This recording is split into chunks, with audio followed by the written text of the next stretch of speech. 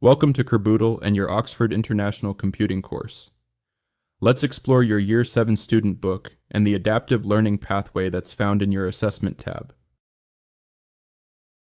You will be able to see all the adaptive assessments highlighted with this step symbol. Once you click the assessment you want to assign, you have the option to assign now or assign later. Let's assign the assessment now. When clicking Assign Now, the first thing to do is confirm the dates for the assessment and when it needs to be completed by. Let's say we want the assignment deadline to be Friday 11th, starting from the 3rd of July. Then click Apply to Assignment.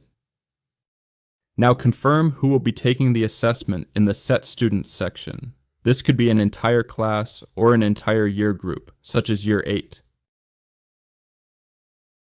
Let's assign to a specific student in Year 8. In this instance, we will assign to one student, Jessica Bonnet. Unselect all the students and then click Jessica. Again, click Apply to Assignment.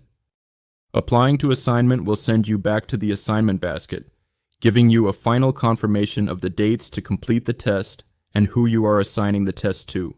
Press Assign and the assessment is on its way.